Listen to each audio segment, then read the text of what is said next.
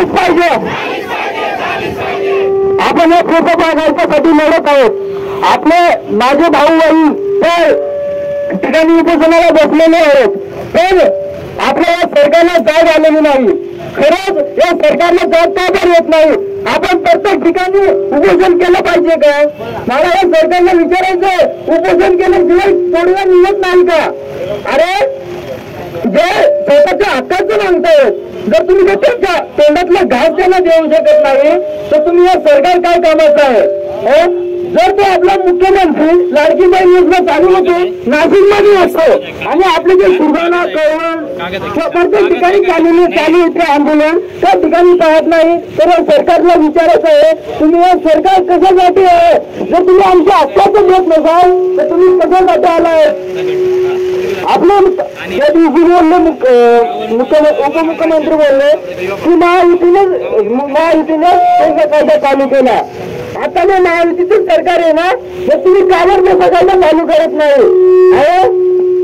आदिवासी बांधव अडाणी आहे, पण संस्कृती त्याची मात्र कधी मागे पडणार नाही। जर तुम्हाला अनुभवायचं असेल तर एका दिवशी आदिवासी समाजाच्या घरामध्ये जा आणि सगळं एका दिवशीला न बोला आदिवासी काय आहे आम्हाला। खरं तर मला इतकी प्रेरणा वाटते ना, कारण की सरकारला जाग येऊ नाही राहिली। अवघे 24 दिवस झाले, आज 25 दिवस आहे, पण सरकार याच्याकडे लक्ष का बरं देत नाही? या समाजाने हेच करावं का? आंदोलनच करावं या भर पाण्यात आंदोलनच करावं त्यांनी? मला हे म्हणणे भर पाण्यात आंदोलन करावं का? आम्ही प्रत्येक कोणतं आलंय का, कोणतं शिष्टमंडळ आलंय का आपल्या जिथं आंदोलन चालू आहे तिथं? बघा तुम्ही टी चॅनल चालू आहे का? आपल्या बातम्या चालू आहे? जरा बाकीच्या ठिकाणी किती बातम्या चालू ठेवतात, जर आपल्या आदिवासी बांधवाच्या बातम्या का बरं नाही दाखवत? माझा सवाल आहे त्यांना। अरे तुम्हाला म्हणतो आता गायवारी उमेदवारी लांबच लांब रांगा लागलेल्या आहेत, पण तरी कदर नाही।